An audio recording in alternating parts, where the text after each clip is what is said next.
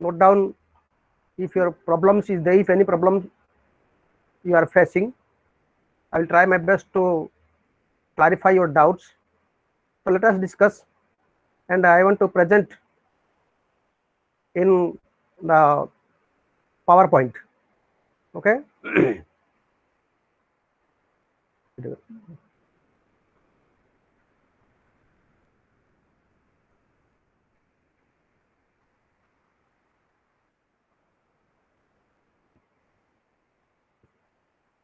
Okay, let us discuss unit 4th, unit 7th, that is liberty and equality.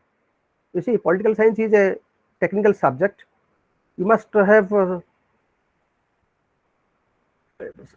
at least fundamental knowledge about the different terms, and you might have had the concept of liberty and equality. So the broad concept of unit 7th is liberty and equality. Before opening our unit 7th, let us know what does liberty and equality mean. Let me recollect. Liberty means the facilities or privileges what is worth doing and worth enjoying in common with others. Individual should enjoy freedom, different facilities with other persons. It is the liberty. And equality means enjoyment of equal facilities in the equal position. But equality doesn't mean enjoyment of equal status and positions by all individuals. Extension of equal status and positions is the negative equality, but equality means enjoyment of equal status and positions under equal circumstances or under equal position. Here come to the individual's freedom and Swaraj. Here we are discussing from Gandhian point of view. So individual freedom and Swaraj. And I have already told you what is modern freedom. Modern freedom is free from others' control. Individuals should enjoy freedom, status, and positions. But Gandhian freedom is something different from modern freedom. Gandhi was a supporter of individuals' freedom, but not the unrestricted freedom. Hello, but not the unrestricted freedom. According to Gandhi, an individual should enjoy freedom as a member of the society and with other members of the community. That is Gandhian freedom. So he makes no distinction between race, caste, creed, color in this field. So to enjoy freedom, an individual must be self-purified. That means, in other words, he must be truthful. He must faith in God, and he must support non-violence. Under no circumstance he should support violence. That is known as self-purification. So Gandhi says society and freedom both are interlinked. If there is no freedom, there is no question of the existence of a good society. So according to Gandhi, individual should establish Swaraj. He must work for the establishment of formation of Swaraj, and in the Swaraj he will enjoy status and regulate the authority of the state. So in his concept of Swaraj, the ultimate authority should be vested in the hands of the people. So what are the true aspects of Swaraj? According to Gandhi, there are 4 aspects of Swaraj, that is truth, non-violence, political independence. Here you see political independence. Political independence means free from the control of other states. People should control themselves. And economic independence means an exploitation free society, establishment of an exploitation free society. If exploitation is there, indifference in the economic field is there, Swaraj cannot be a success. So there should not be any distinction between rich and poor, landlord and laborers, so on and so forth. So what is outer and inner freedom? Inner freedom means individual should be individual and the state should control, individuals should control themselves, and state should be free from others' control. Individuals should be free from temptation, greedy, so on and so forth. Gandhi says Swaraj, independence and individual all are interlinked. Swaraj, independence and individual all are interlinked.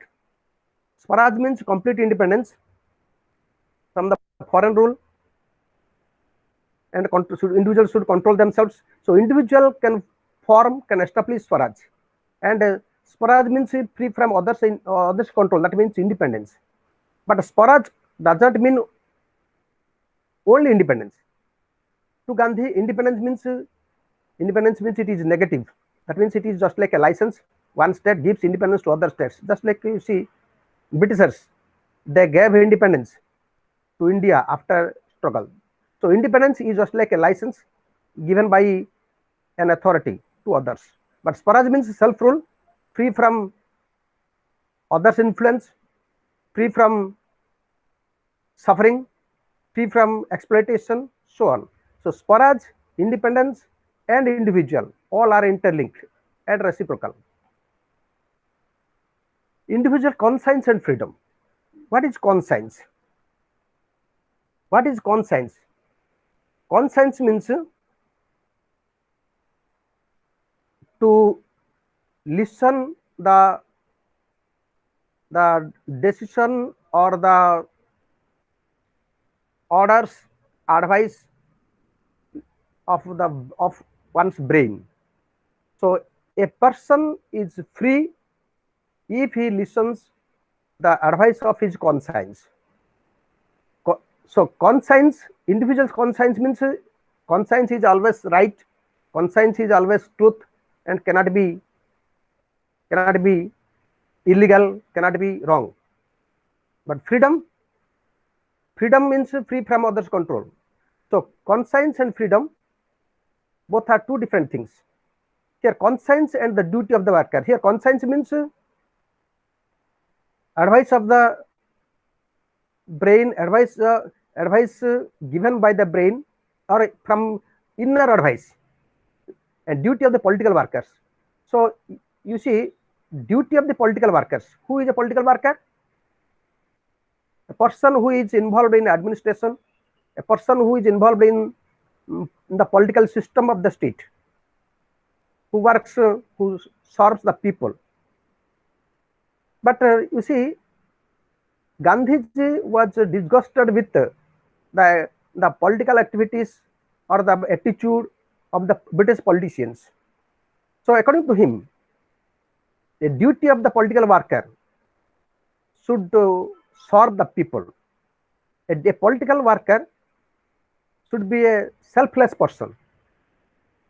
He should work for the socio-economic development of the people. He should not be influenced by different forces. So he must accept the advice of his conscience. Conscience and Satyagrahi, I have already told you who is a Satyagrahi. Satyagrahi, who he is a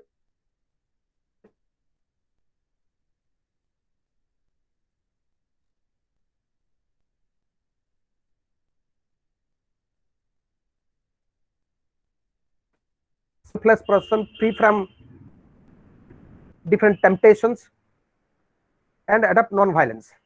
So a Satyagrahi must accept the advice of his conscience. Here you see the conscience and state. Conscience and state means state is a soulless. State is always soulless. All modern states are soulless. They want to exercise power, and they want to execute, implement their decisions. So, state uses power, but in fact, state cannot control the conscience of the individual. So, conscience is above the state, and it is always secular, it is always right, and it is always moral. So, state should not use force.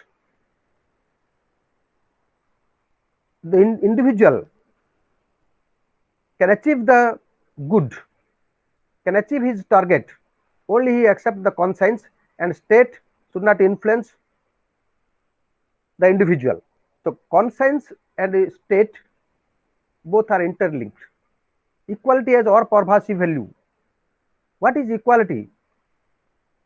Equality, I have told you the modern equality. Equality means equal enjoyment of positions, status by the individuals under equal circumstance or equal position. So, equality covers all aspects of human life. But Gandhiji supports freedom and supports equality of all sections of the society. He was a critic of class-based freedom and status. Class-based freedom. He opposition to class-based freedom and status. What is class-based freedom? To him, freedom or status or liberty should not be enjoyed by a class or a section or only the rich, and others, they should not be debarred of enjoying freedom. So, if a section enjoys freedom, status, automatically they will fear their dispossession, they will fear their dispossession, and there is every possibility of dispossession, every possibility to lose their status and positions. So, they always try to capture power, enjoy facilities and privileges. So, undoubtedly there will be a conflict, confrontation, misunderstanding between the persons who are enjoying status positions and persons who are debarred of enjoying status and positions. So, freedom should be equally enjoyed by all people, irrespective of class, creed, color. Here we support universal equality. What is universal equality? Means all sections enjoy status and positions, that is known as universal equality, and there should not be any distinction. Relation between non-violence and the socio-economic freedom. According to Gandhi, freedom and equality are interrelated. No economic and social freedom is possible without equality. No equality and social freedom is possible without equality. Similarly, equality is necessary for the establishment of for the enjoyment of economic and social freedom. So, both are interrelated and vice versa. So, freedom, equality, both are depend on each other. So, non-violence and socio-economic economic freedom is necessary for the establishment of socio-economic freedom. Freedom in the social field and economic field, non-violent method should be adopted. So, what is economic equality? Economic equality means it is last class I have told you, political independence without economic independence is meaningless. Similarly, a state, in order to be a success, must give importance to economic equality. Similarly, Gandhi says to establish Swaraj, economic equality must be established. So Gandhi focuses on economic equality, but economic equality is possible by non-violent methods and possible by abolition of conflict between rich and poor, or between labor and capitalist. So economic equality is the basis of non-violence and freedom.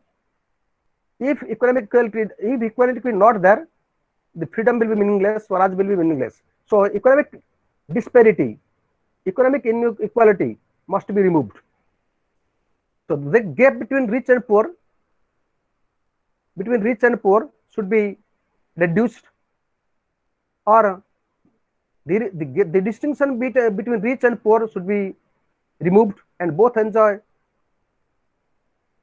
equal status and position in the economic field. There is concept of bread labor and dignity of work. What is bread labor? Bread labor means all works, all services should be equally treated and equally honored. There should not be a distinction between the works or the jobs. That means job of a scavenger should be emphasized. Similarly, job of an administrator should be emphasized. Both the scavenger or the people who are working at the lower level in the society or in the hierarchy, their work is also emphasized, because they are also doing the noble job, and their work should be honored. So dignity of work should be maintained, and they should get about equal wages and equal positions. As so, all work should be equally honored, and same wage should be given. Same wage should be given, or same wage should be awarded. So, but establishment of bread level or dignity of work is very difficult to establish. It is very difficult to establish bread level, or very difficult to give equal status to all works. But the satyagrahis, they should work. They should work. But in Swaraj, the distinction between higher and lower lobe should not be made. Or should not be justified. Gandhi also supports equitable distribution of wealth and introduction of a trusteeship. Equitable distribution of wealth and introduction of trusteeship. What is equitable distribution of wealth? Equitable distribution of wealth means wealth should not be concentrated. Accumulation of wealth is immoral, or it is to him it is illegal. Individuals should accumulate wealth according to his needs. So otherwise he may misuse his wealth, or he may use his wealth to harm others. So wealth should be distributed, and the people or the rich person, they should use their wealth for the development of poor person. In this context, the rich people, they should act as the trustee. Trusteeship means management of the resources by a group of private persons who have equal status and positions. So trusteeship is different from management of government. So trusteeship must be there. So what should be the measures of distribution of wealth? Measures of distribution of wealth means first is introduction of bread labor. Bread labor means all works should be equally honored. All work should be equally honored, and equal wages to be given to all employees or people working in different levels, and voluntary renunciation by the rich. Voluntary renunciation means the people, the rich, they should give up. They should give up their property. They should be refrained from accumulation of more and more wealth, and they should use their wealth for the development of the people. So next is satyagraha as a means of to resolve conflict. Satyagraha is a conflict generally arises in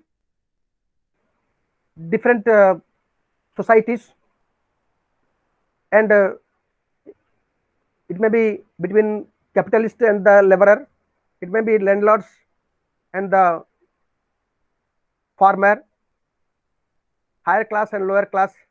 So class conflict is there, or conflicts is there, but so the method of satyagraha should be adopted for the solution of conflict, so that economic equality will be established and the wealth will be properly distributed. And the important is timely action of the government. All should be done. Bread level will be included, welfare will be executed, the rich people will voluntarily renounce their wealth, conflict will be resolved by satyagraha, means of satyagraha, but the government should have a vigilant watch on these activities. So government action is necessary. Action of the government is necessary to ensure that every work is emphasized, and every person working in different levels should enjoy their deserving wage, or they are receiving their minimum wage. You see, economic equality, here is a difference between Marxian economic equality and Gandhian economic equality. Karl Marx was a supporter of socialism. He was a supporter to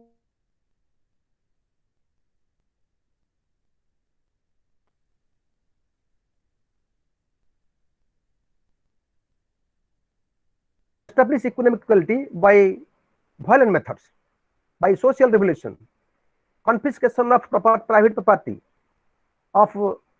confiscation of property of the rich, or confiscation, abolition of private property, forcible seizure of property of others, and all means of production and distribution should be nationalized, so that dictatorship of the proletariat will be established, and there will be economic equality, or rich and poor will be equally treated. They will possess all equal wealth.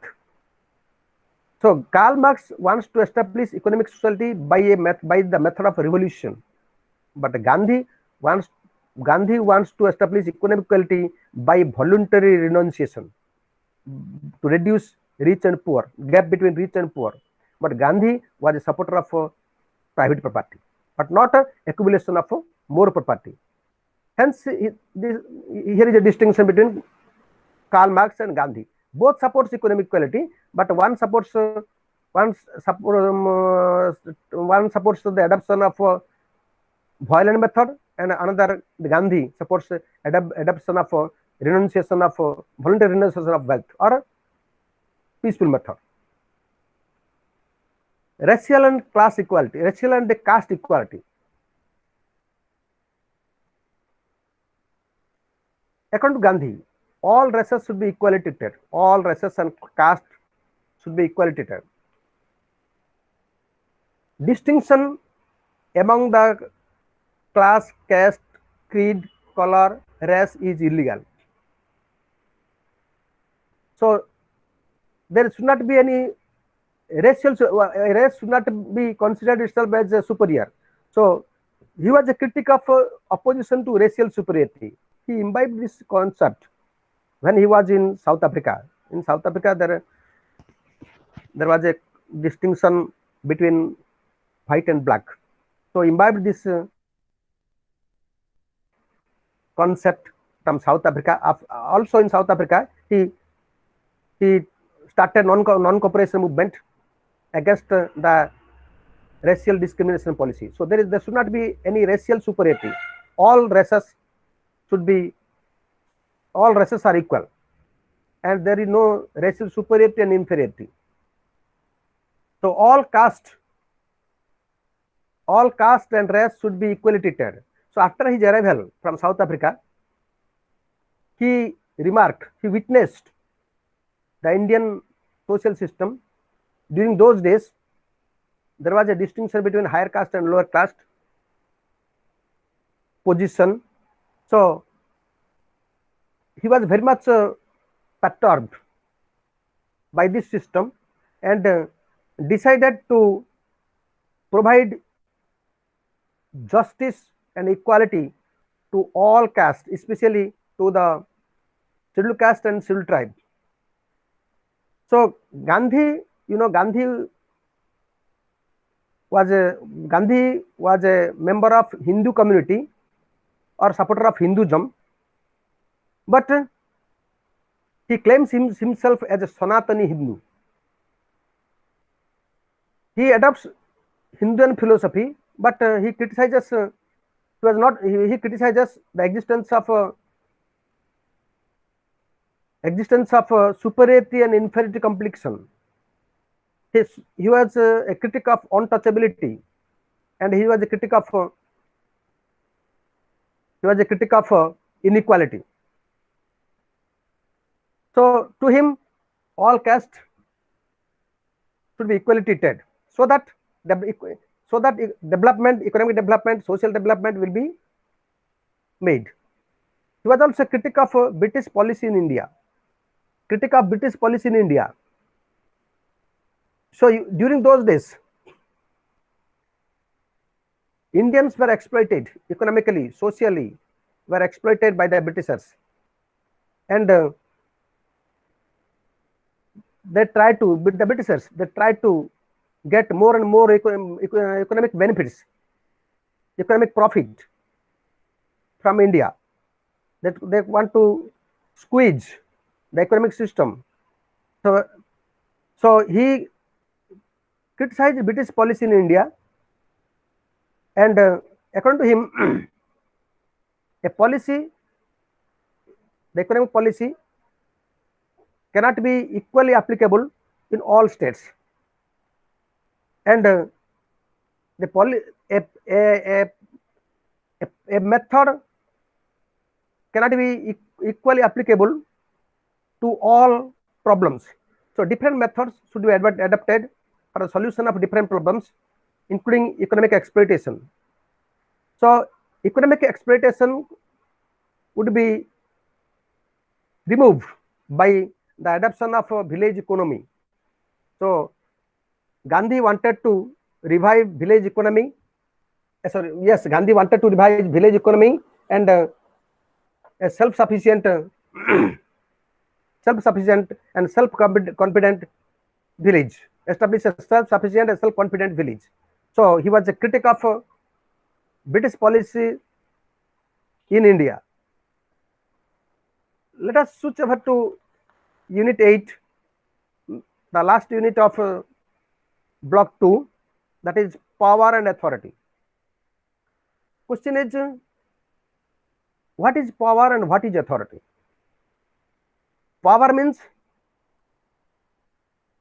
the action, the policy which influence the behavior, the external activity of other persons is known as power. What is authority? Authority means exercise of legal power is known as authority. So power and authority both are interlinked. So spiritualizing political life and political institutions. Spiritualizing political life and political institutions. You see, spiritualizing political life, or in other words, spiritualization of politics, and spiritualization of political institutions. So Gandhi made a relation between politics and religion, made a relation between politics and religion. To him, politics and religion both are interlinked and reciprocal.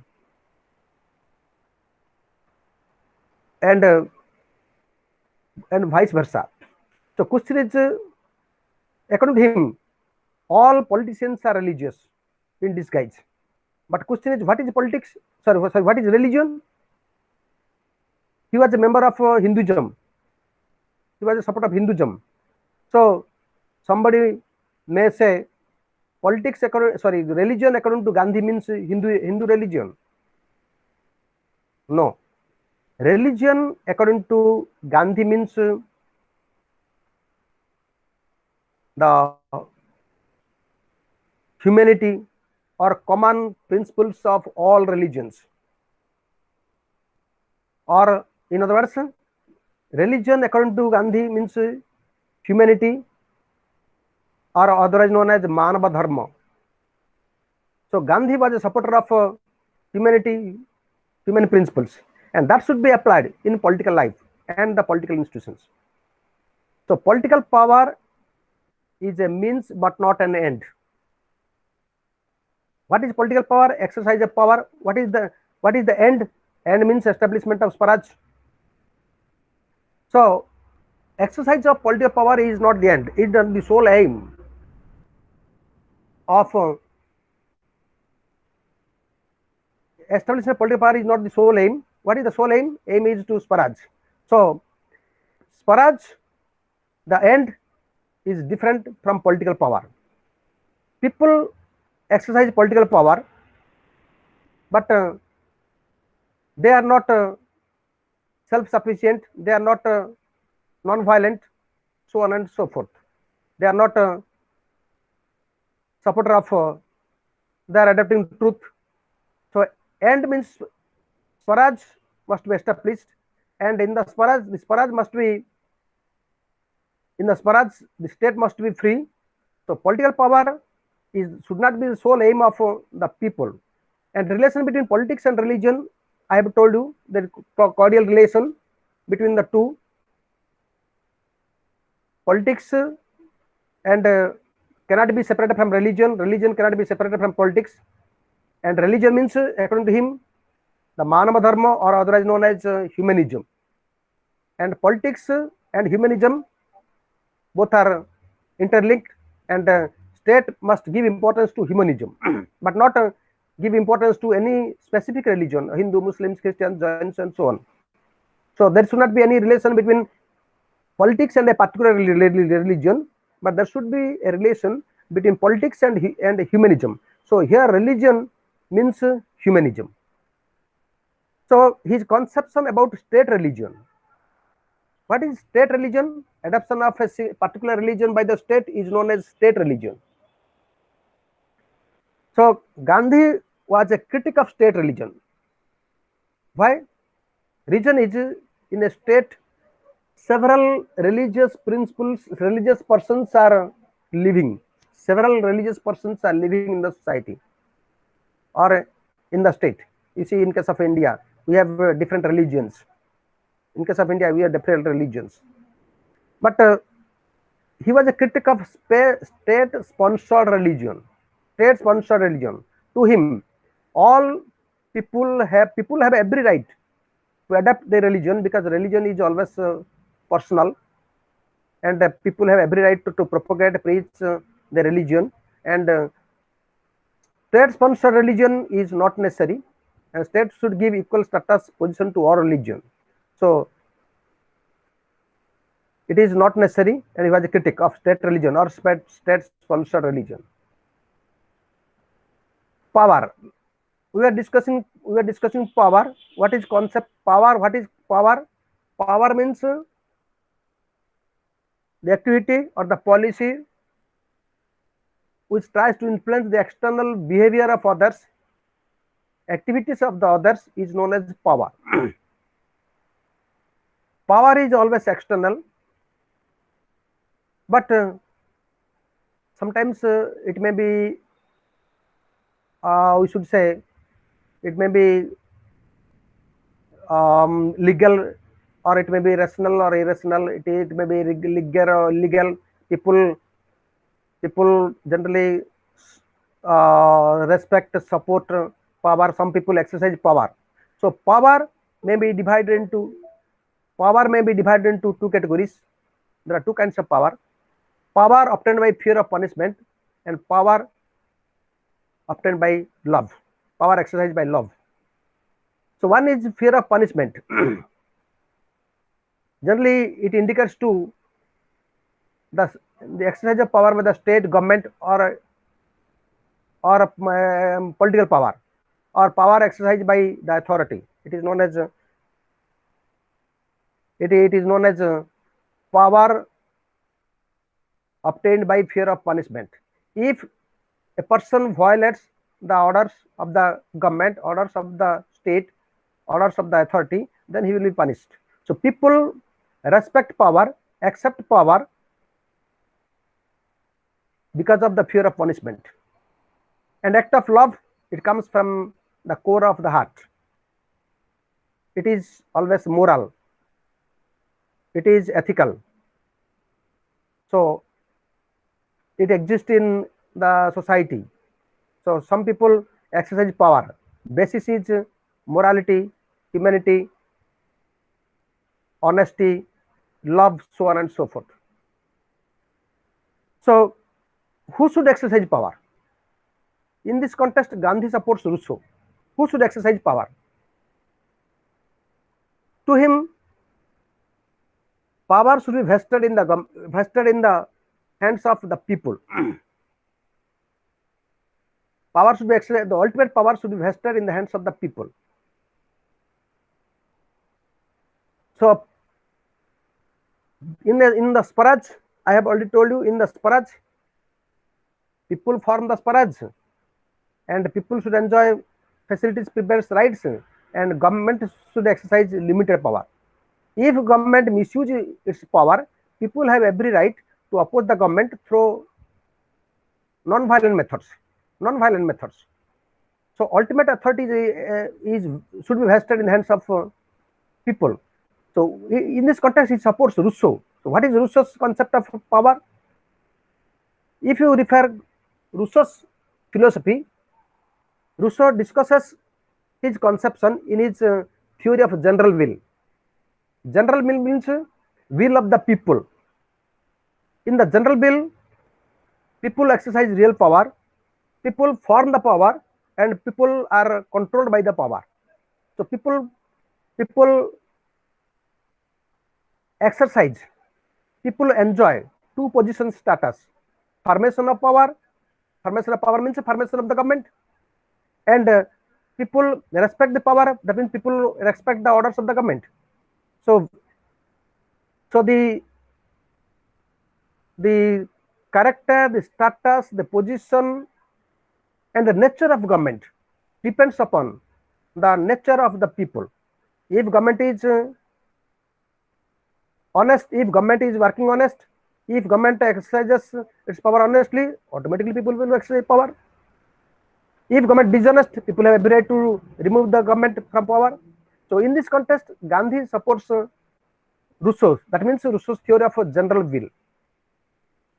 So people select a leader. So what should be the role of a leader? What should be the role of a leader? A leader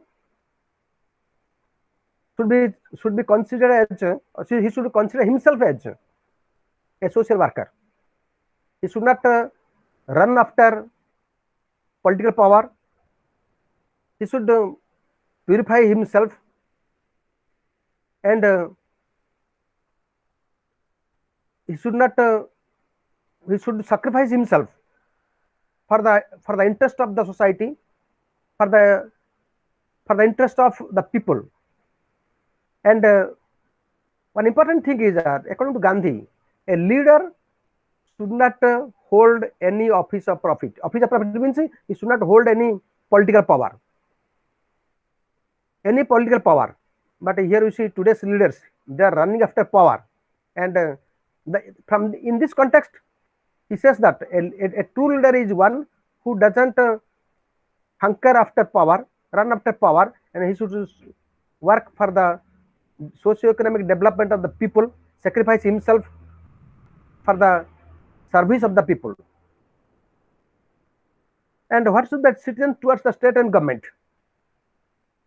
What should the duties of the citizen towards the state and government? So, generally, inequality exists in a state. Inequality is there because of unequal distribution of resources. That means the existence of private property. So, private property should be detached, and detachment of private property is possible only by the non-violent methods. So, it is the duty of the individual to extend their obligation to the government or to the state. If government is honest, if government works, functions for the development of the society, for the development of the people, and if government exercises power dishonestly, then people, they can raise their voice non-violently, raise their voice against the state or against the government. So, success or the nature of the state or nature of the government depends upon the people. Similarly, people or citizens are collectively responsible for the acts of the government. In case of misuse of power by the government, the people should not remain silent. They should raise their voice against the state and government. So it is the duty of the citizen to watch, vigilantly watch the policies and the activities of the state and the government. So concept of truth as authority and individual conscience. Concept of truth, authority, and individual conscience. So authority of the state can be judged by ahimsa. So who exercises authority? That means who exercises power? The state.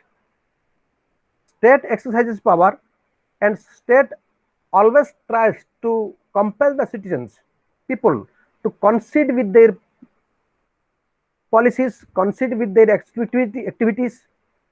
So it compels the individual to obey their orders, in simple language, obey their orders. So to Gandhi, the policies of the state should be judged by ahimsa, because individuals are the supporters of truth. Individuals are supporters of satya or ahimsa, but not the state. That's why Gandhi says state is soulless and individual has souls. The people have souls. People act according to their souls, according to non-violence. So the activities, the policy of the state should be judged by ahimsa or judged by non-violent methods. So ahimsa needs cultivation of self-control and training. Who adopts ahimsa? Ahimsa or non-violent method cannot be adopted accidentally or suddenly. For this purpose, adoption of ahimsa is a difficult task. Self-control is there. Rigorous training should be imparted to the people to adapt ahimsa, to adapt non-violence, adapt satya. If adequate training is given to the people, then the satyagrahi and the supporters of ahimsa, they will be prepared to sacrifice their life for the service of the community. That means, in other words, they will die for the sake of community. They will die so that others will exist, or others may live. So So to Gandhi, all people in the society, all people of the state, they cannot adopt Ahimsa method. They cannot adopt Ahimsa method. Then who can adopt Ahimsa method? Only a group of person can adopt Ahimsa method, who are well trained, who are, who has full control over their conscience, and who are intelligent and honest persons. So a group of honest person is needed. Group of honest person is needed, who will group of honest person who will work for the development of the society, betterment of the society, who will sacrifice their life for the sake of the society. So they will work for the society. So in this context, for the sake of the society, they may adopt different methods of satyagraha. Ahimsa of individual and coercive power of the state. So according to Gandhi, individual must adopt ahimsa and state exercises coercive power. Coercive power means, here you see, coercive power means forceful power. State always uses force over the individuals, but in Swaraj, individual should adopt ahimsa. So the coercive power of the state should be registered by the method of ahimsa. Or in other words, the untruth method should be registered by truthful method. Next is state obligation and disobedience. Say obligation and civil disobedience. State obligation and the civil disobedience. State, you know, it is the cornerstone of political science. But question is, what is obligation? What is obligation? Obligation means extension of loyalty to the authority, to the government, is known as obligation. Just like you see, we support the law of the government. We support the policies of the state. That means here in this context, in this context we say that individuals are obliged to accept the policies of the state, because individual is a rational and law-abiding persons. Individual accepts law and opposes injustice and illegal activities. So obligation means extension of loyalty. So people, there is a relation between state obligation and civil disobedience is interrelated.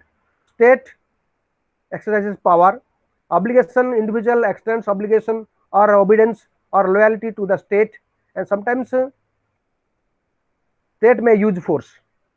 State may use some immoral works. In this context, civil disobedience is there. So there is a close relation between citizens and the state. Citizens and the state. Citizens possess soul. State is soulless. Citizens support satya, that means truth. They have faith on truth and ahimsa, and the state uses force. So citizens, they can use the method of satya or truth, ahimsa, in order to oppose the coercive power of the state. But if state adopts good policies, benevolent policies, then citizens, they can extend their obligation to the state. Obligation of the individual towards the state. So obligation to the individual towards the state depends upon the just law and unjust law. If the state formulates just law, then citizens can extend their obligation, their loyalty to the state. If the state adopts unlawful methods, then it is the duty of the state to oppose the policy of the government or the policy of the state. So, according to Gandhi, the size of the government, the kinds of the government depends upon the obligation of the state. Generally, generally people extend their loyalty to democratic government, and they generally extend generally the people don't extend their loyalty or obligation to the authoritarian government or authoritarian state. Next is anarchy and non-violence. Anarchy and non-violence. What is anarchy? Anarchy, it has some negative meaning and some positive meaning. Anarchy means negative meaning is lawlessness, and positive meaning means removal of government and establishment of peace in the society. So Gandhi was a supporter of second anarchy, second category of anarchy, that is peace in the society. So non-violence, anarchy, both are reciprocal. Anarchy is possible by non-violent method if people adopt non-violent methods, adopt cordial relation with other people or other sections. There should not be any distinction between rich and poor, between religious persons, between two religious persons, caste, faith, if they are truthful, faith on God, peaceful, if they solve their problems peacefully, so anarchy will be established. So anarchy and non-violence both are interrelated and vice versa, and Gandhi supports anarchical government or anarchy and existence of non-violence. And important is Gandhi's attitude towards parliamentary form of government. Gandhi's attitude towards parliamentary form of government. So what is parliamentary form of government? Parliamentary form of government, let me recollect. Parliament form of government, it means it is a system of government where the parliament exercises more power, or the legislature exercises more power than the executive. It has every power to remove the executive. And another feature is, in a parliamentary form of government, there is close relation between executive and the legislature. And best example is British Parliament, and today's Indian government is an example of parliamentary form of government. But generally, we know we have derived this form of government from Great Britain. We are very much influenced by the British parliamentary system. But what is Gandhi possesses negative attitude towards parliamentary form of government? Why? He vigilantly watched the members of British Parliament. In the parliamentary form of government, frequent elections are held. People exercise their franchise, but people are, while exercising franchise means voting right. While exercising their voting rights, they are influenced by different forces. So in this case, Parliament does not represent the actual people of the state. Parliament represents some sections. So he was a critic of parliamentary form of government. Also, the parliamentarian means members of the parliament. To him, they are hypocrites. They are selfish persons, and they work for their own benefit. They are more loyal to the prime minister and than the people. And the prime minister, who exercises the real power, he tries to satisfy the members of the parliament in order to remain in power. So a prime minister, according to Gandhi, not to me, according to Gandhi, the prime minister is more conscious about the members of the parliament than the problems of the people. So he was a critic of parliamentary form of government. Then authority in anarchist society. And I have told you, anarchist society means anarchist we should take in a positive manner. Where there is anarchist society means where there is no government, or a types of government is there who represents the people of the state. Justice is there, or in other words, in an anarchist society, there is no question of exploitation, difference, lawlessness, etc., etc. So then who exercises power? Power will be exercised by the people. So Gandhi here gives importance to organization of village and the place of individual. Organization of village and the place of individual. So according to him, Indian independence must begin at the bottom. So what should be the organization of village? Here is a diagram. You see, here is a table I have already made. At the center, P is there. P represents the people or the individual. Each V represents the village.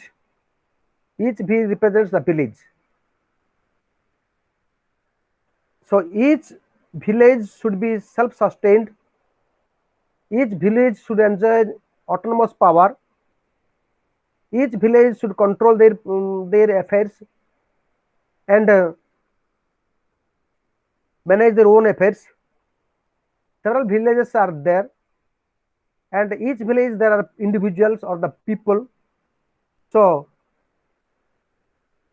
people or the individual is the center or the cornerstone of the village. And villages are not organized in a hierarchical manner. Or hierarchical manner means it is not organized step by step. It is not organized phase wise. All villages are equal. There are peoples are there, individual is there. So according to Gandhi, or in the Gandhian language, villages should be organized in a oceanic way, not in a pyramidal way. Oceanic. So individual should lead an oceanic life, and the individual should work for the development of the people, development of the village. If necessary, individual may perish. Individual perish means individual may sacrifice his all for the village. And even a single village is ready to perish, is ready to extinguish, ready to vanish for the other villages. So villages, they constitute a circle.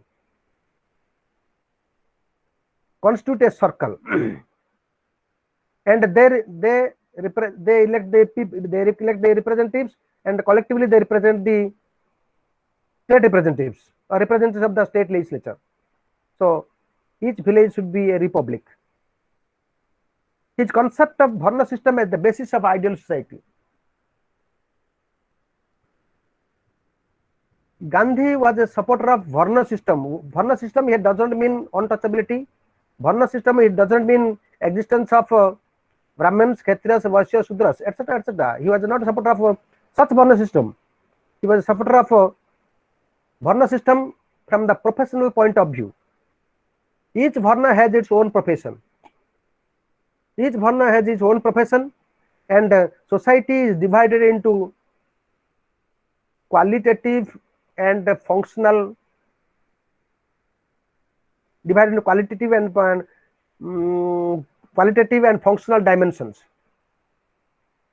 and each Varna should perform its profession properly, and there should not be any humiliation, there should not be any distinction between two Varnas, two professions. The one Varna should not enjoy higher status, other Varna should not enjoy lower status. So higher and lower status should be abolished, and the state must be based on Varna system. That means based on the profession, and the relation between labor and the capital will be established. Labor and capital will be established or harmonized. Labor and capital will be established or harmonized. What is labor and capital? That means money. Capital means money. Labor means the people, the workers and the rich persons. There should be a cordial relation between the labor and capital, and that should be managed by trusteeship. I have told you, trusteeship means it is an institution, it is an organization managed by the people. College managed by the people, but not managed by the state.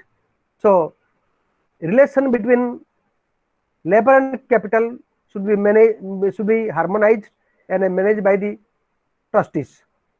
What should be the members of the legislature? Duties of the members of the legislature. Few minutes back, I have told you that the duties and responsibilities. Members of the legislature who are elected by the people, but today you see members of the legislatures, they are ignoring public interest, and they are very conscious of their own interest. So legislatures, the members of the legislature should be selfless. They must work for the development of the society, for the interest of the society, and they should not run after only power. They do not run after only power. What is the responsibility of the state? Should the state and exercise only authority?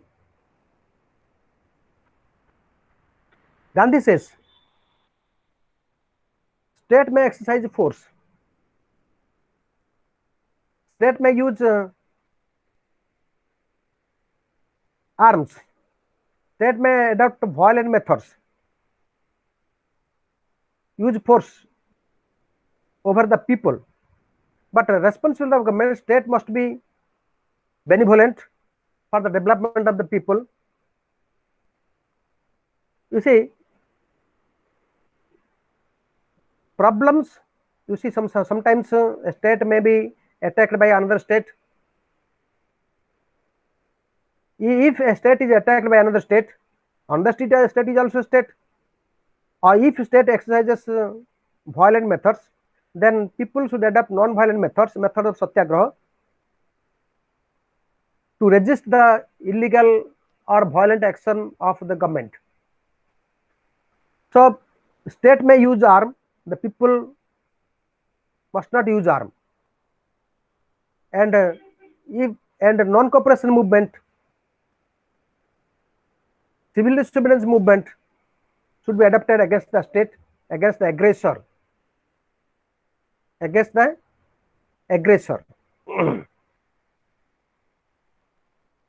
So next comes in brief we should say that in this context we must say that Gandhi was not a supporter of violent method. Gandhi was a supporter of organization of villages, or otherwise known as a decentralization of power. Gandhi was not a supporter of centralization of property, but decentralization of property. and he was a supporter of a self-sufficient, self-reliant, that means self-confident, free society.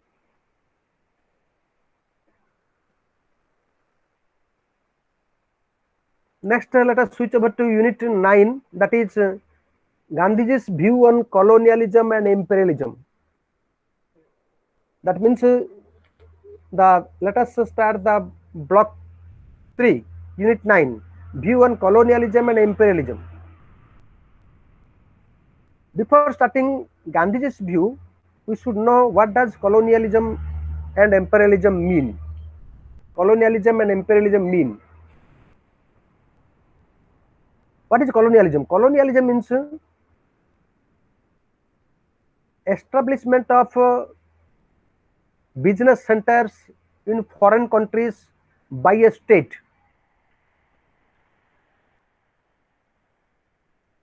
and consequently, or after a few days, if the state influences the social, political and economic condition of the state, it is known as colonialism. Or in other words, it is a method by which a state influences the socio-economic condition of other state is known as colonialism. Of course, colonialism is no more today, and colonialism exists in a different method, that is known as neo-colonialism. And imperialism, it is a method by which a state expands its territory. It is known as imperialism. It is a method by which a state expands its territory. It is known as imperialism.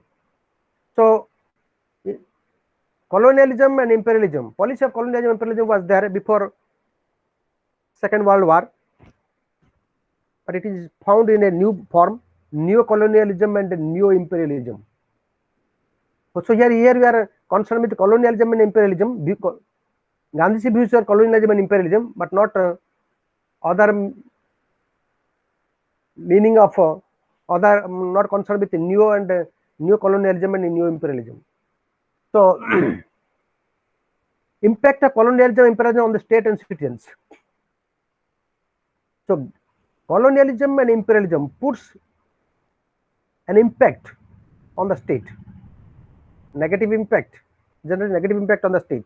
First is industrial revolution, colonialism and imperialism. Industrial revolution, what is the reason behind the expansion of colonialism and imperialism? What is the reason behind the expansion of colonialism and imperialism? Why should a state adopt this policy? Reason behind is the industrial revolution. Industrial revolution. Industrial revolution results in more production, surplus of production. So for this purpose, the states wanted to sell their products in other countries. So for this purpose, a state establishes new colonies in foreign countries. In course of time, the state controls socio-economic and political, cultural condition of the foreign countries. For the expansion of colonialism, or to influence the socio-economic condition of the colony, the colonial power adopts different methods in a planned way. In a planned way, colonial power introduces new education, new language, new culture in a systematic manner. You see the introduction of English language, English culture, English language in English country in India. It is the best example. Britishers introduced English language in India. What was the reason? To create a new category of new class of people who will help the East India Company, or will help the British government in India. So they introduced new education, new language in a planned way. So the native people, Ultimately, the native people will follow the new education, new policy, and in course of time, the native culture, native language will be vanished or extinguished. Extinguished. So the state will be divided. After that, the state will be divided into two categories, two sections: new culture group and the people who are adapting their culture and literature of their own state. So you see, in case of in India, the Britishers introduced new food, culture, literature, language in India in order to make their administration a success. So the people who adapted or accepted new culture, they were known as indigenous Englishmen, or according to Gandhian language, it is known as Desi Englishmen. Desi Englishmen. So Gandhi was a critic. Gandhi had opposed this system, introduction of new language, culture in the colonies, different colonies. So what is the attitude of colonial power to the colonial power towards colonies? It is obvious. It is very simple. They try to exploit the economy of the colonies. They introduced a new system. Even they try to develop develop means of communication for their own benefit. So they exploit the colonies economically, politically, socially, culturally, and linguistically. So Gandhiji's attitude towards British government was critical. So the British government introduced this system in India. So Gandhi criticized or opposed the British system. Gandhi was a supporter of indigenous culture, literature. Indigenous means Indian culture, literature, language, and he was very much perturbed by the extinction of Indian culture and literature. So what is impact on socio-economic condition? Impact of colonialism on socio-economic condition. Study on socio-economic culture of the people. So the colonial power, they wanted to introduce new education, new language, new literature, and new economic policy. For this purpose, they wanted to introduce. For this purpose, they study the socio-economic and cultural life of the people. They studied, so they vigilantly studied the socio-economic condition, because without a survey of the socio-economic condition or cultural life of the people, a colonial power cannot introduce the new system. So they vigilantly, in case of India also, the Britishers, they vigilantly watched or studied the socio-economic life of the people, and after that they introduced a new method to satisfy the interest of the colonial power. So they introduced a new method. What was the new method? Introduction of a divide and rule policy, support to caste issues. Introduction of divide and rule policy. In India, Hindus and Muslims both were two prominent communities during those days. They were playing important role in the social and economic and political life of India. So they decided to divide Hindus and Muslims and rule over India. Similarly, the divide and rule policy was introduced in India. Similarly, Britishers, they introduced They created caste issues because during those days, the downtrodden, the scheduled caste and scheduled tribe, the poor, they were exploited by the rich. So they of course they were treated as a part of the society, but they were being exploited. They were exploited by the higher caste. So they tried to support. They tried to extend their sympathy to the lower caste, lower sections, so that they apprehend that the lower caste will extend their obligation, obedience to the British caste. So the society will be divided into two groups, higher caste and lower caste. There will be a contradiction. Next is modern civilization. He was a critic of modern civilization. What is modern civilization? So modern civilization, it is civilization which support aggressive and exploitation method. A civilization who opposes human values, just like emotion, sentiment, passion, so on and so forth, pity, sympathy, etc., etc. Introduction of sophisticated technology in the development field, in the economic field, supports competition,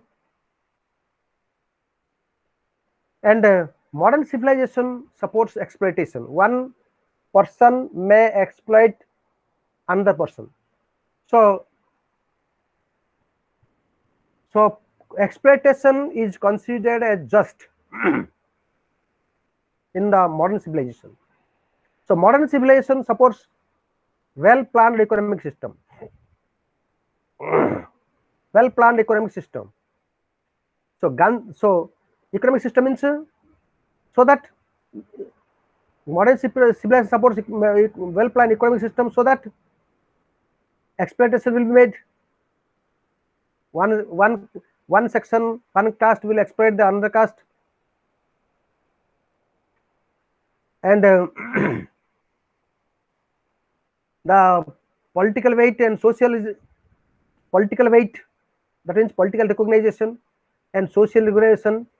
In the modern civilization, political recognition and social recognition is determined by the economic activity. That means, in other words, rich people enjoy more privileges, status, positions than the poor people. Modern civilization gives less importance to human values. I have told you, in the modern civilization, human values are not emphasized.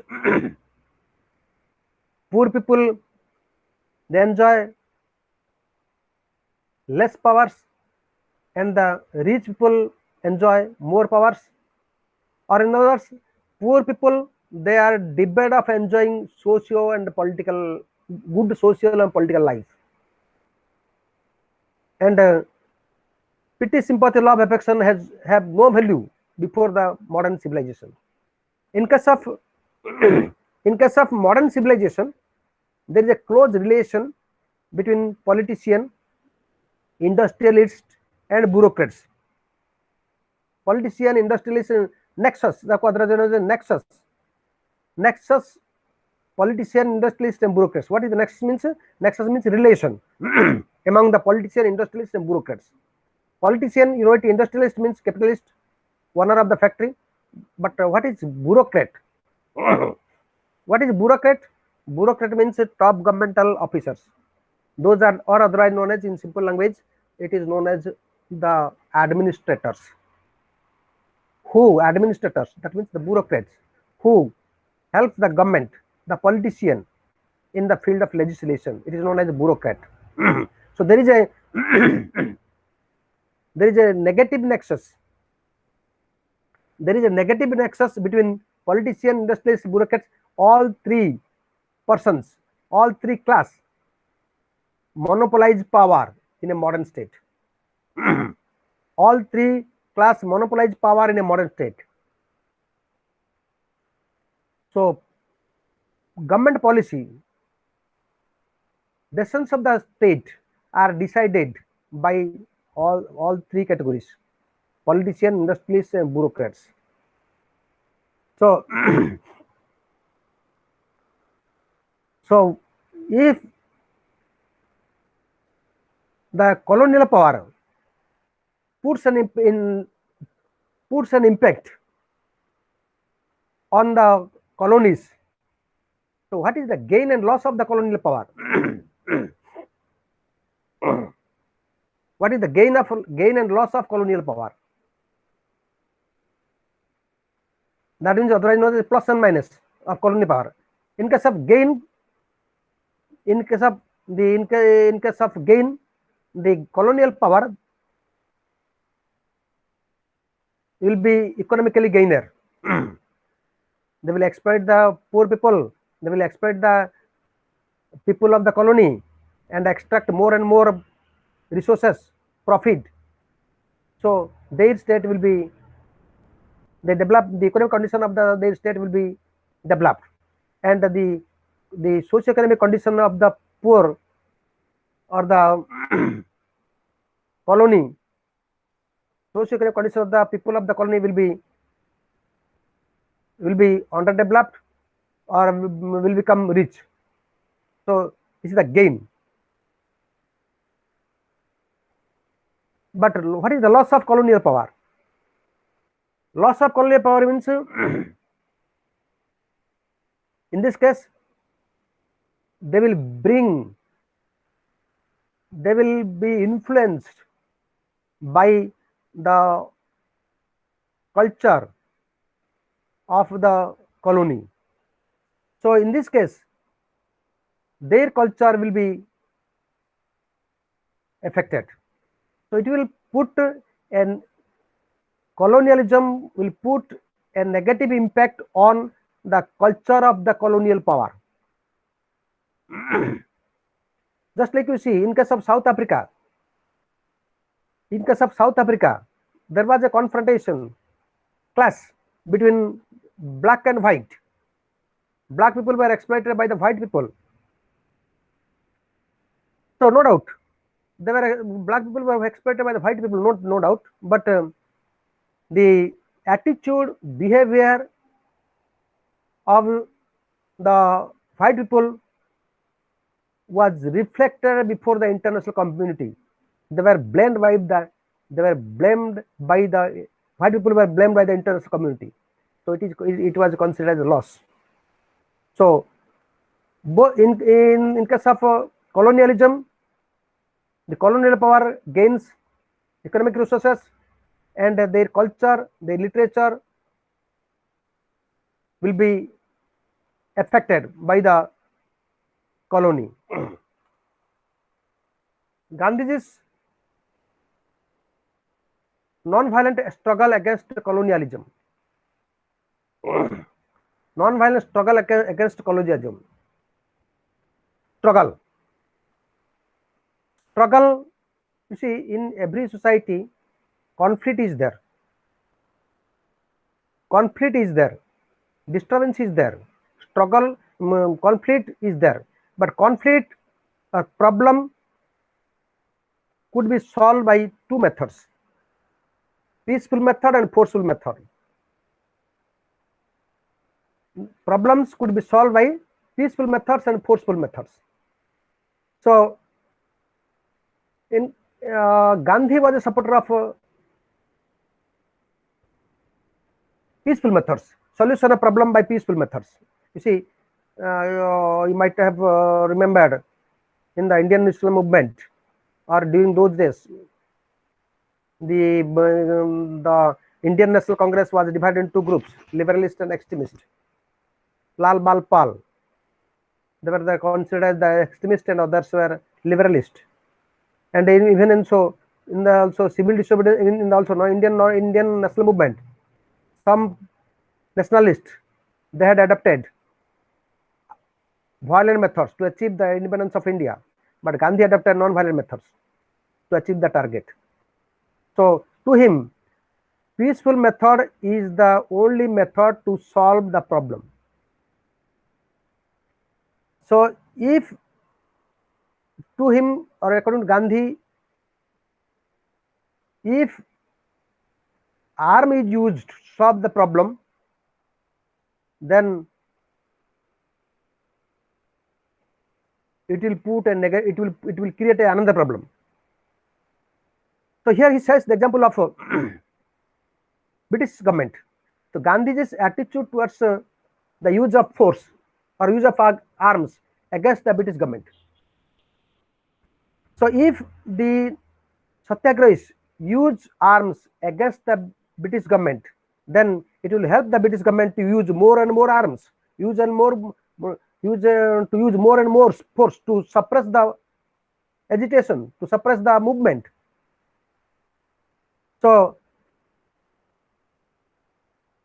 to Gandhi, peaceful methods should be adopted, and he emphasizes on non-violent method, but non-violent methods should not be adopted accidentally. It should be adopted phase-wise. So phases of non-violent method. You see, in Gandhi adopted non-violent method phase-wise in the Indian national movement. Gandhi was a supporter of non-violent method, non-cooperation, civil disobedience, fasting, so on and so forth. So Gandhi wanted to use non-violent method gradually against the British administration, such as he criticized Jallianwala Bagh massacre, he raised the voice against the Rowlatt Act individually, raised the voice against the Rowlatt Act, and after that he started non-cooperation movement.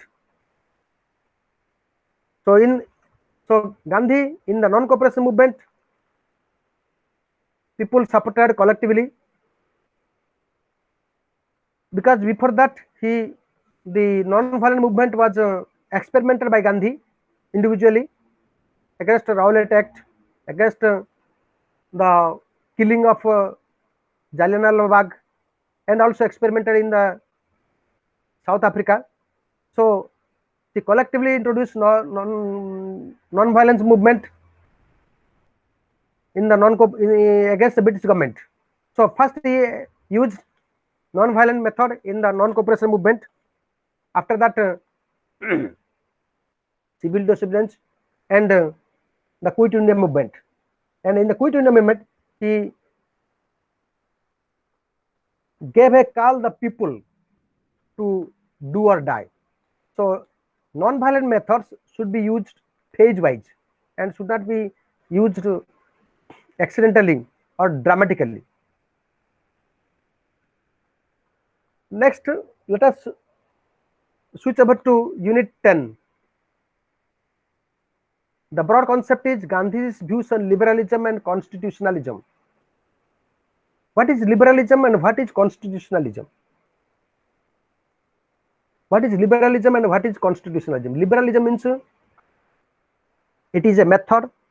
It is a method. It is a system of government which supports maximum privilege, freedom or liberty of the people and minimum power of the state. And the supporters, it may be the John Locke, it may be supporters, it may be, we may consider the Hobbes and others. So liberalism, in brief, we should say it is a broad concept. Liberalism is a method, it is a system which supports maximum privilege, liberty of the individual and less power of the exercise of less power by the state. Constitutional means it is a system which supports formation of the government under a constitution or a written document. It is known as constitutionalism. Constitution and constitutionalism. Constitution means is a document. If a government is formed, an organization is formed according to the principles of the constitution is known as constitutionalism. So understanding of liberalism and constitutionalism. What are the features of liberalism? What are the features of liberalism? I have discussed what are the features. Features are faith on democratic principles, Liberalists support democratic principles. Democratic principles means discussion or deliberation, cooperation, compromise, tolerance, enjoyment of rights. So these are some exercise of franchise. Similarly, that is democratic principles. Liberty of the individual.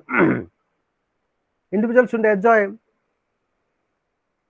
liberty, status or positions. Liberty, and individuals should enjoy liberty in a liberal democratic state. Limited government, that means limited use of limited power by the government. Open competition.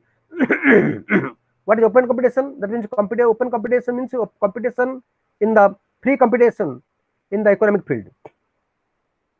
Mixed economy.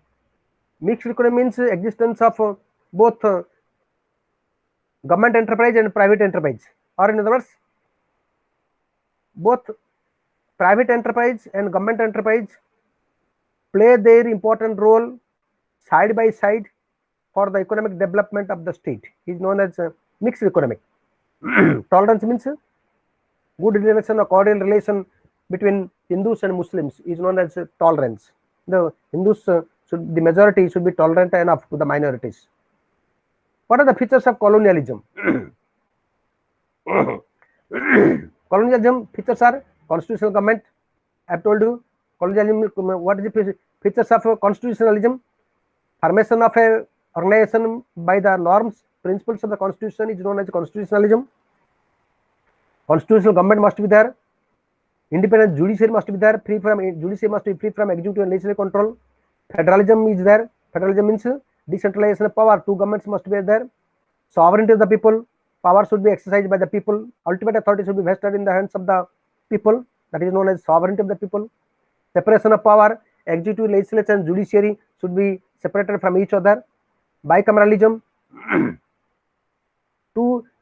The central legislature must be bicameral. One should represent the people, other should represent the states. Decentralization of power. Power should not be concentrated, and that will be decentralized between central government and the state government. And democratic government. The government must be democratic and should represent the people. These are some features of liberalism and features of constitutionalism. Next is Gandhi and the core concept of liberalism and constitutionalism. First, let us see Gandhi as a liberalist. So Gandhi was a liberalist with dissent. Gandhi was a liberalist with dissent means according to the liberalist, individual should enjoy more privileges, state should enjoy less power, state should exercise less power.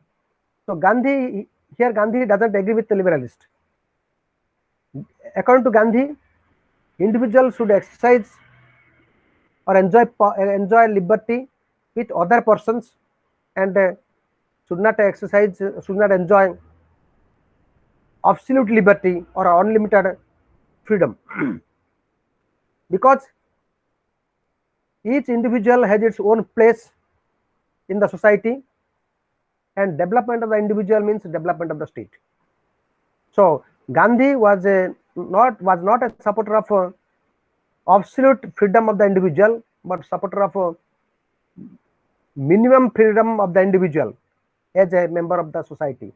So Gandhi was a liberalist with dissent. That means he was not a supporter of all features of individualism. Gandhi was a supporter of limited rights of individual and opposition to natural rights.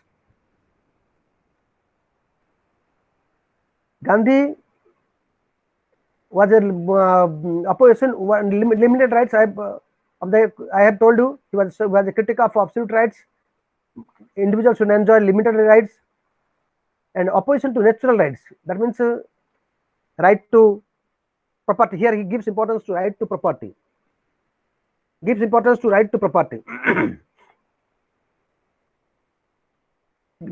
Acquisition of property is an inborn quality of the individual.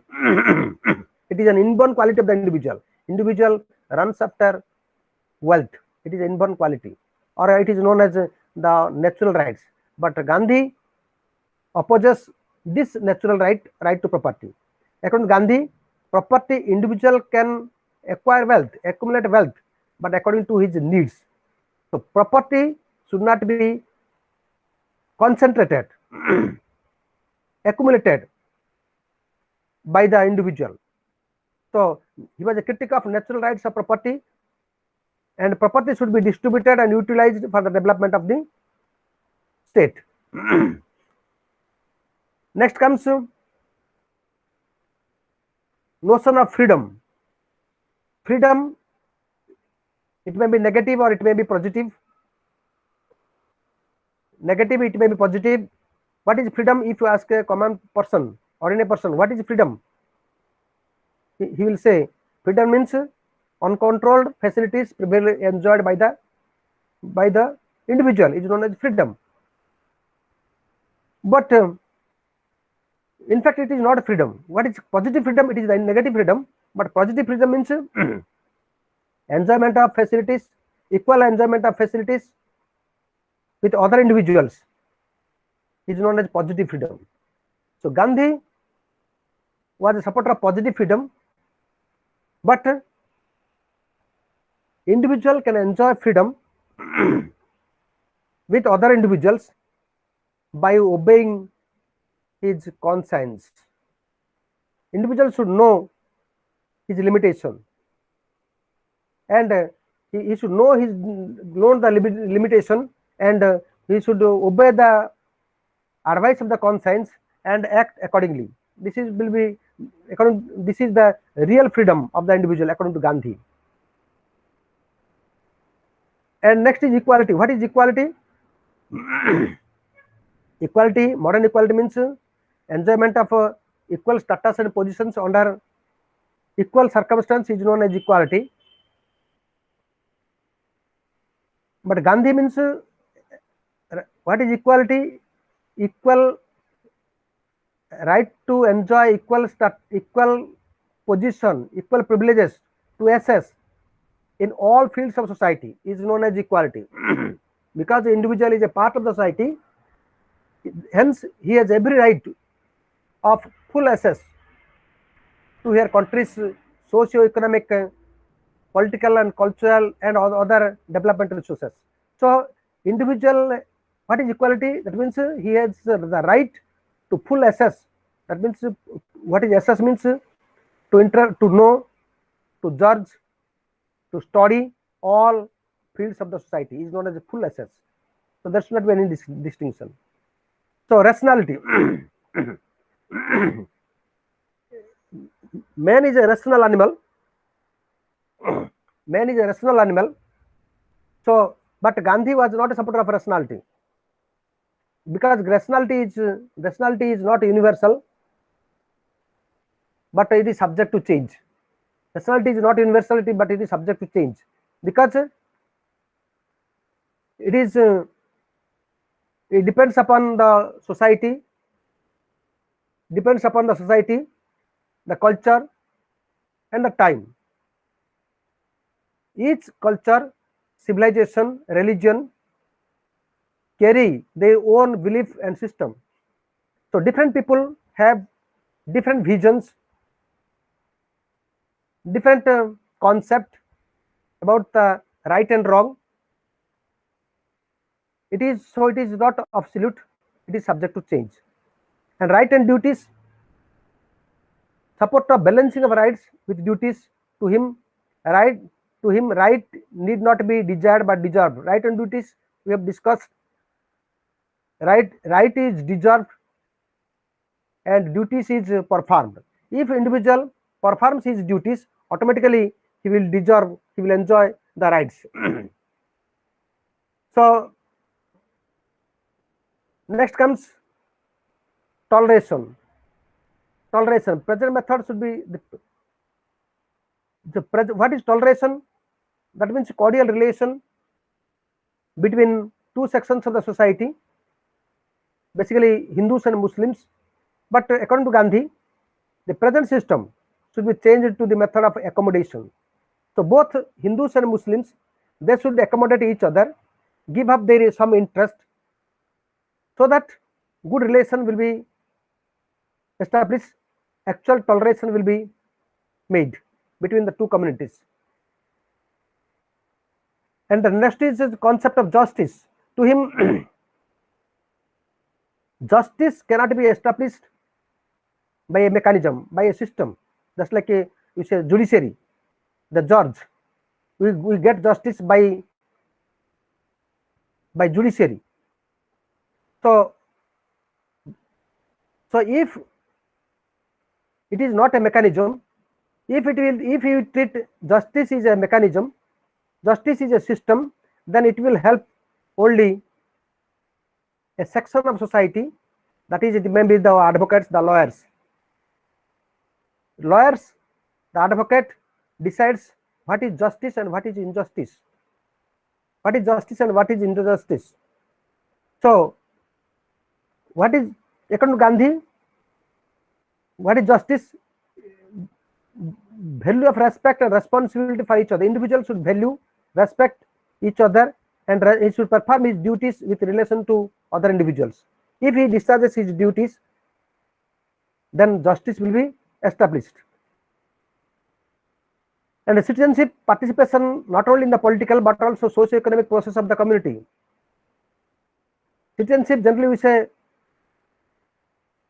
it is a political concept. If a person enjoys rights, he will be treated as a citizen of the state. Rights and discharges some privileges, he will be treated as a citizen of the state. But Gandhi says that citizenship is not confined only to the political, but in the social economic process of the community. That means individual, in addition to the political, he also participate in the socio-economic process of the community. And that's all the economic, that's all the liberal concept. Next comes constitutionalism. So what is constitutionalism? Formation of organization according to the norms of the constitution is known as constitutionalism. So one principle is there, one feature is there, the existence of offices. But Gandhi was a critic of existence of mere offices, just like a election, just like parliament, and just like a political post, because such offices does not represent the people as a whole, because people are influenced by different forces during the period of election, and the exercise will be franchise. They are spread by different forces. So mere existence of offices cannot be considered as constitutionalism. The offices, the politicians, they should discharge their duties properly. Modern system is undemocratic. Mere existence of constitution makes no difference between totalitarianism and a democratic system. Mere existence. Totalitarianism means a system which adopts the laws rigorously, laws of the state rigorously. It is known as totalitarianism. And democratic system means if the government represents the people, if government is formed by the opinion of the people, verdict of the people, it is a democratic system. So mere existence of constitution makes no difference. So people should actively participate in the political process of the state. So democracy will be a success if people participate actively. In this context also, the Mahatma Gandhi, in the college also, Mahatma Gandhi does not support British Parliament. British Parliament, no doubt British Parliament represents the people of Great Britain, but like totalitarianism, British Parliament exercises monopoly power. So he was a critic of use of monopoly power by the British Parliament. There is a saying that British Parliament can do everything without changing a man, a woman, a woman, a man. You imagine the powers of the British Parliament. So he was an ardent critic of British Parliament. So According to him, constitution must possess two components. One is technical and second is operational. What are the technical components? In a constitutional system, written constitution, Bill of Rights. Bill of Rights means fundamental rights of the citizens, separation of power, bicameral legislation, decentralization of power, check and balance. All these things must be there. And operational, morally motivated government. All these things are there in a constitutional system, but the functions, the various organs of the government, they should work honestly. They should feel their moral duties. They should not be motivated by their selfish interest.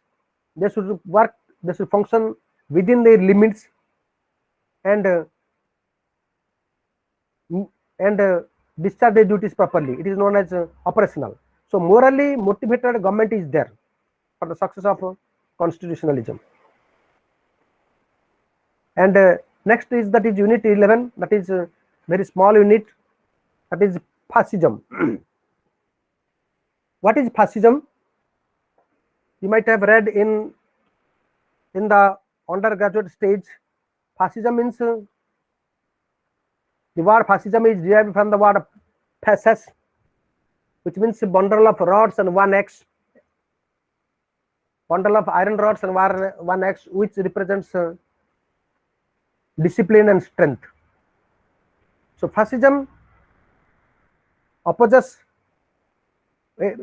Fascism is a system of government which supports centralization of power, which opposes Western system, opposes liberalism, so on, and supports concentration of power, totalitarianism, one party system, racial superiority, and absence of human values, so on and so forth. These are some features of fascism. And fascism in the Second World War, this method was adopted by Hitler and Mussolini in the fascism. So today, I think fascist state is no more. And some critics say China is going to be a fascist state. Some critics say it is alleged that China is going to be a fascist state. Okay, but today fascist state is no more. Regarding fascism, I have already told you it came into existence in the first half of the 20th century. Take the case of Italy. Italy under Mussolini adopted fascism. Fascist party was formed in Italy. The Mussolini suppressed all opposition to fascist party. He criticized other people, the history people other than the fascist. He suppressed. He did not give any value to the human qualities, and so on. So Italy under the leadership of Mussolini became a fascist state, and actively participated in the Second World War, and faced the doom. So fascism came to an end after the Second World War. So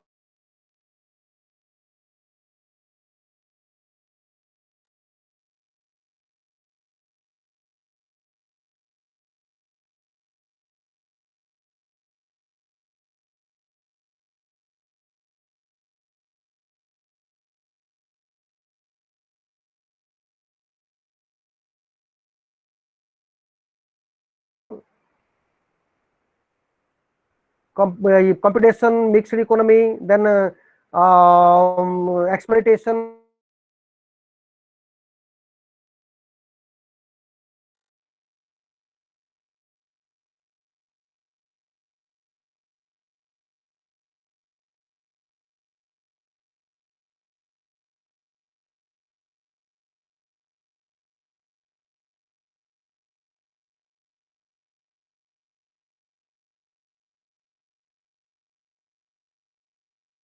critic of Western system and liberalism. Liberalism supports maximum privilege of the individual and less power of the state. It opposes liberalism and Western civilization also. So Gandhi's views on fascism. One is first is anti-racialism, anti-rationalism. Anti-rationalism. Fascism supports anti-rationalism. He was, according to fascism, the rational people, the intellectuals. According to fascism, the intellectuals, they do nothing. They simply that they are discussing, they are talking uselessly, they are criticizing the government. That means they are misusing their time and energy. So according to fascists, the intellectuals, the rational persons, they should devote their time and energy for their own development and should then divert their attention towards the state, because the fascists are there.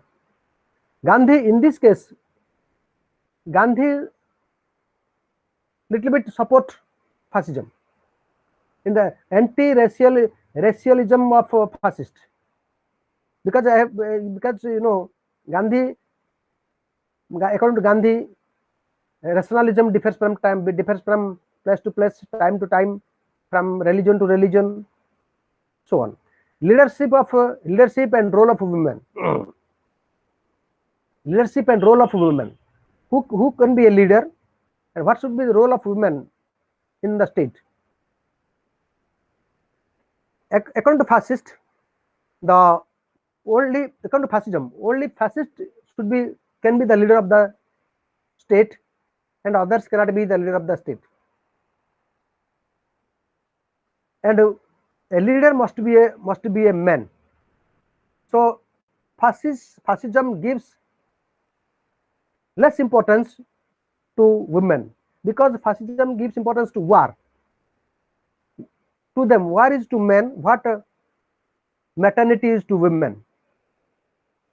According to them, war is the only method to solve the problems. Only strong person should live in the society, and weak person should go to the wall. In this context, Gandhi doesn't agree with the fascist. To Gandhi, both men and women should enjoy equal status and positions in the administration or management of the state. And women, they should participate in politics. They can participate in the national movement. And here he is a critic of fascism. Place of socialism. Place of socialism only for the development of the state. So fascists, they support socialism for the economic development of the state. In economic development of the state, fascists supported socialism for the management of industries and removal of economic problem. But according to Gandhiji, fascists were the opportunists. They supported socialism in order to get the support of the socialists, and socialism opposes capitalism in order to create fear in the minds of the capitalists. The fascists adopted socialistic methods. But to Gandhi was a critic of socialism, but he supports socialism if the socialist method is adopted for the socio-economic development of the people. Next is ultranationalism.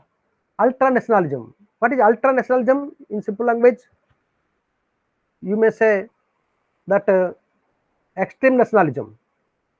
Extreme nationalism.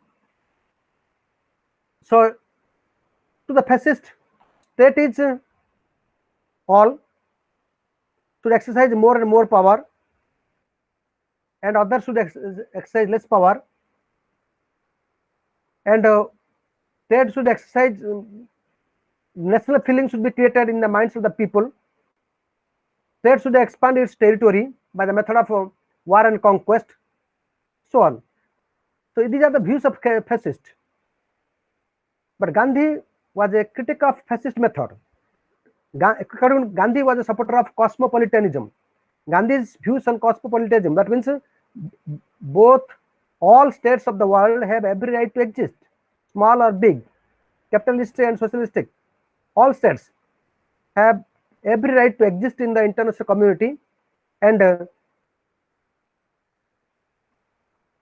the enjoy equal status and positions in the society. Both small states have the right to exist and big states have the right to exist, and there is a cordial relation among themselves. Critic of totalitarian states. According to totalitarian state means, according to fascist, everything is in the state, nothing against the state and nothing beyond the state. And state should be more powerful. Individual interest will be sacrificed for the interest of the state, and individuals should act according to the orders of the state. But Gandhi was a critic of totalitarian state or monopoly power of the state. Gandhi was a critic of minimum functioning of the state. State should function for the development of the personality of the individual. So Gandhi was a supporter of minimum power of the state. Next is emphasis on development of human personality. Human personality must be developed in the state, and for this purpose state should take the steps.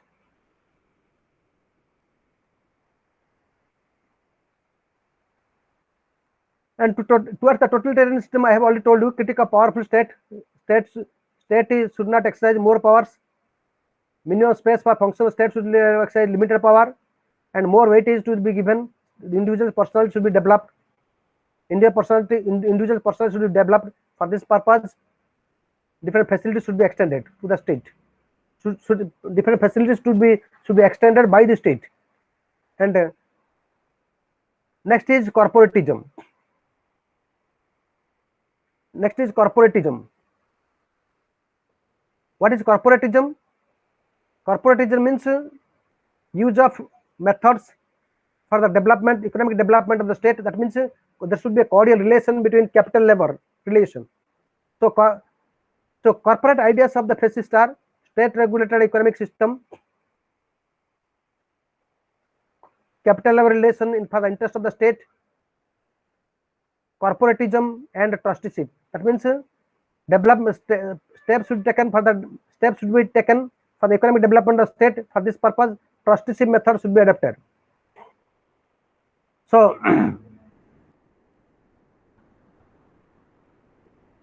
next is fascism and racialism. Fascists were the supporters of racial superiority. That means according to fascists, some are born to rule and others are to be ruled. And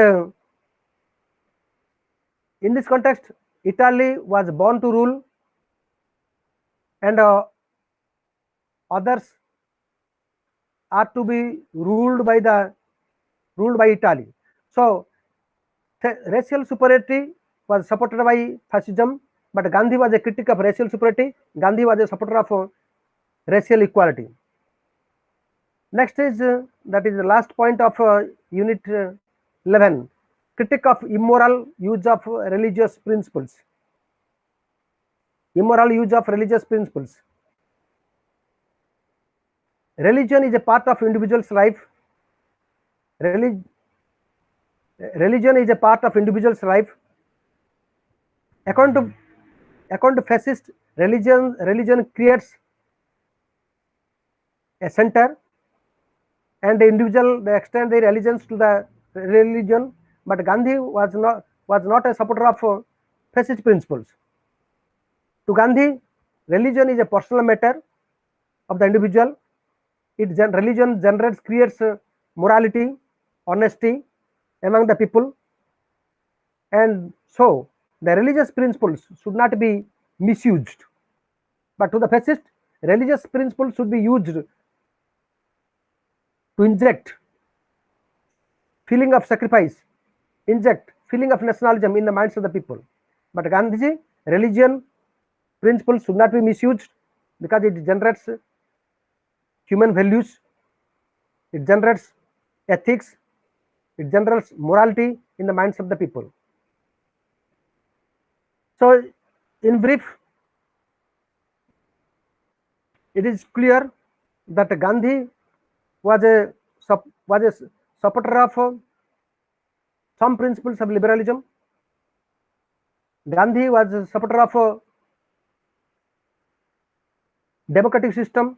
Gandhi was a supporter of powers of the people.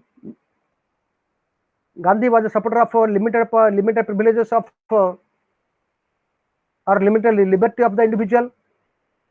He was a critic of concentration of wealth and supporter of distribution of wealth, renunciation of wealth, critic of accumulation of wealth, cordial relation between rich and the poor, supporter of cordial relation between rich and the poor. And if these are possible, then Purna Swaraj will be established in the state. With this, we conclude today's discussion. If you have any questions, you may ask. I invite the questions of the students.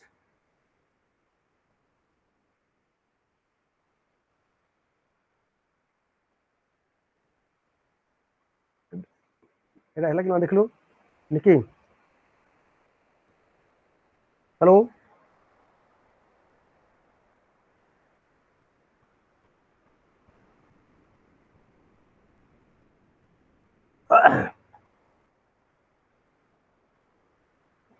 Hello.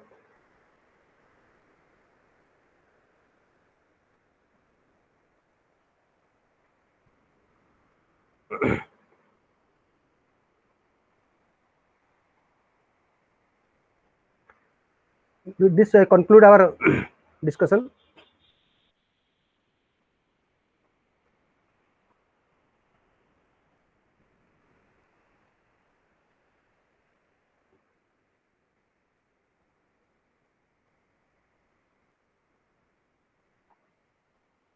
Yeah, sure.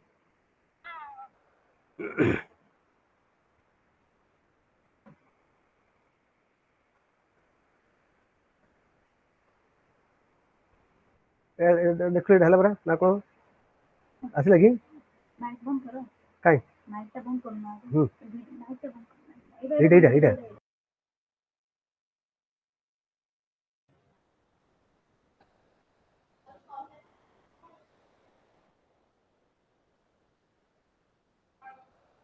ढाला ना microphone on ठीक है काट दियो कोरा दी लाले कितले button record में था hello Yes, sir. Yes, I have concluded. Oh, it's over now. It's okay. Okay. Is there any question and answers? Students, do you have any doubt? I think they have cleared their doubt. Yes, I have already informed the students to ask the questions, but still nobody has asked. Okay, sir. Okay. Thank you, sir. Okay. Thank you, Thank you very much. Okay. Okay. Thank you. Okay, bye.